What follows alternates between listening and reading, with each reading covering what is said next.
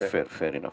Sir, self रिडेव्हलपमेंटसाठी ज्या steps follow करायचे ह्यानंतरच्या, आता आम्ही एकत्र आलो.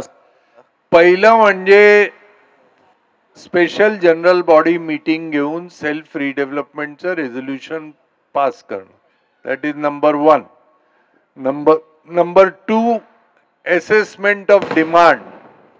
म्हणजे scheme number 1 to scheme number 7 लोकांना ऑपॉर्च्युनिटी देऊन कोण किती एक्स्ट्रा एरिया विकत घेणार, कोण किती एक्स्ट्रा फ्लॅट विकत घेणार, कोणाचा भाऊ बहीण एक्स्ट्रा फ्लॅट घेणार, कोणाचे कझिन ब्रदर्स एक्स्ट्रा फ्लॅट घेणार, कोणाचा एक्स मेंबर एक्स्ट्रा फ्लॅट घेणार, कोणाला स्पेसिफिक फ्लॅट चॉईसचा पाहिजे नको आहे, या सगळ्या गोष्टीचं डिमांड असेसमेंट करायचं.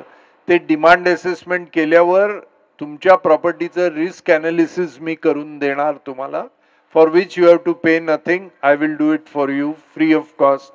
रिस्क ॲनालिसिस कंप्लीट झाल्यानंतर तुमच्या सोसायटीचा प्रोजेक्ट रिपोर्ट होणार. त्या प्रोजेक्ट रिपोर्टच्या आधी फायनान्स स्ट्रॅटेजी तुमच्या सोसायटीची तुम्हाला डिसाईड करावी लागणार.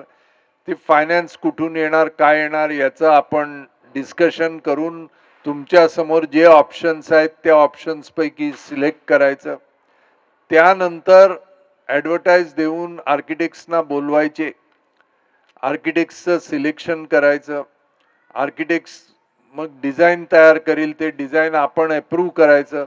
त्यानंतर ते डिझाईन सबमिट करायचं नवी मुंबईला. अप्रूव्ह झाल्यानंतर कन्स्ट्रक्शन चालू करायचे. हा प्रोसेस आहे.